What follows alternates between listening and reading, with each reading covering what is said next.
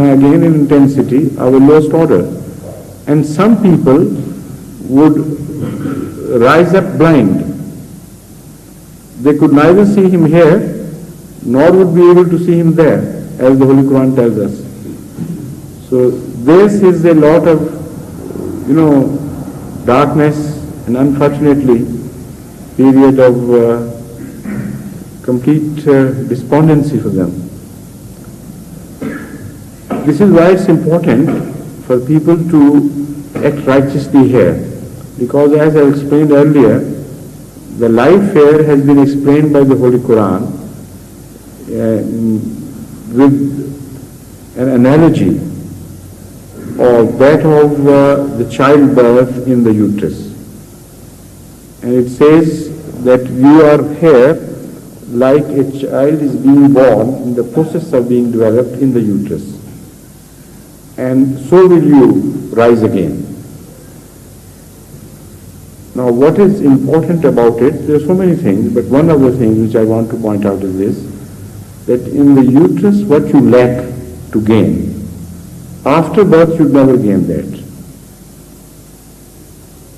For instance, if you are born blind, that blindness cannot be cured. If you are born with some disability, that is called congenital disability. And every doctor would immediately say, no, nothing doing. So this is the difficulty about certain people, those who are totally blind to the realities of God, hard-hearted people. According to the Holy Quran, they will rise up as blind. They will be born blind in the next world.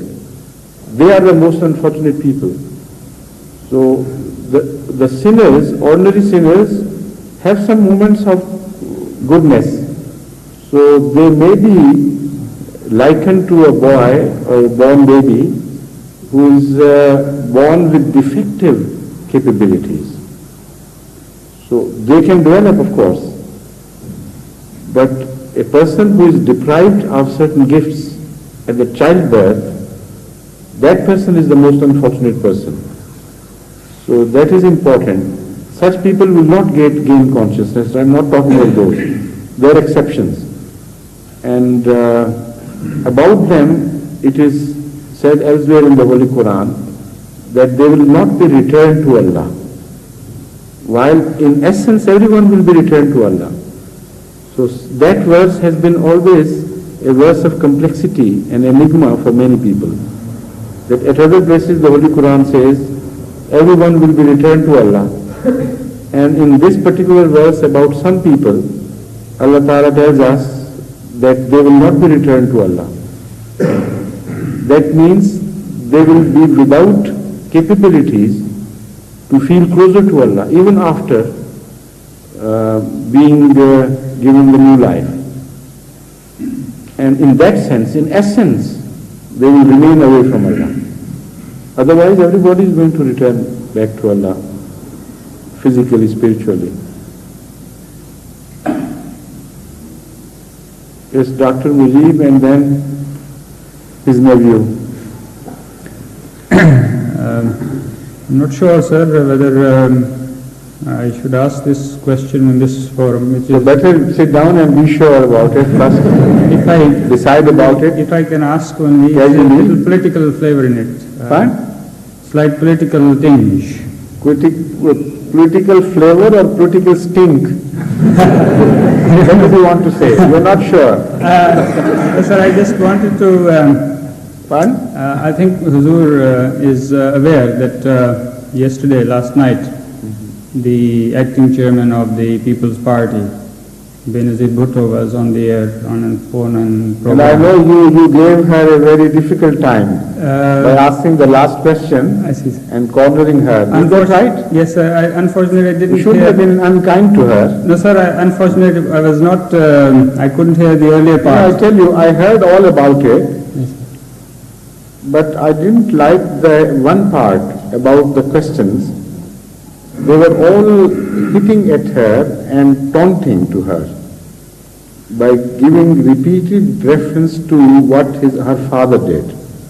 Now this is not good, because this, I think, is not morally acceptable to the best Ahmadiyya standards. And I have my authority from Hazrat Sallallahu Alaihi Wasallam, who prohibited people from teasing Ikrimah bin Abu Jahl by telling him that you are son of Abu Jahl. So when this complaint was lodged to Hazrat Akram Sallallahu Alaihi Wasallam, he said no live person should be tortured with a dead person or with the mention of a dead person. That was a beautiful way how he said it. The question was limited and particular, but the answer was very wide and very deep and rich in philosophy. He said, those people who live, they should not be tortured on account of those who are dead. Let the dead be dead and bygone be gone. Huh? So just a moment, I'm coming to it. Now, although the situation there is different, I agree, but the answer which Hazrat Akram Sallallahu Alaihi Wasallam gave was a beautiful, independent answer which can be called a lasting, universal truth. So, to ask someone such embarrassing questions which originally pertain to not her or his own past, but to the past of her or his dead father, and mentioning it in so many words and teasing, that can only end up in hatred and shows a sort of revengefulness which is meaningless as far as Ahmadis go. The same questions could have been framed more kindly, and they could have extracted much more reasonable and decent answers. So that is what I didn't like, but otherwise I know the exercise was very, done with perfection as far as the butchery went. Yes. Sir, I did put a suggestion to her that of course he was a human being and he did err in one way or the other, and she had a chance, if she comes into power, to eradicate and not to go into the same. She didn't answer that. I know, sir, but I did. Why? Because when you bracketed her, yes, sir, with her father and made it very prominently clear that her father had committed a folly, then if in that breath, if she accepted your proposition and said, no, I'll rectify this or that, that means she is also condemning her father in the same breath. So you made things very difficult for her. And for Ahmadis as well, in this sense, I don't say that she will come to power. I'm not talking of that. But whatever may happen, if such a person, whoever it be, comes to power, already you have made things difficult for him. So instead of that, you must have enjoyed it thoroughly, and some people must have laughed at how Nazir Bhutto was cornered and how she was flabbergasted and this and that. Okay, let them laugh. But what is the purpose? What is the profit gained by you or Ahmadis? None.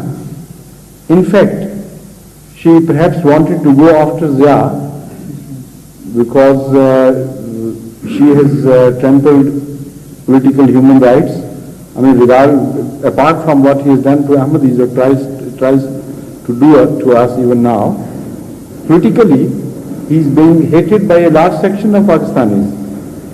So you didn't give her a chance either to go at him, because when she wanted to, you brought her back to this issue and brought Bhutto to the limelight instead of Zia.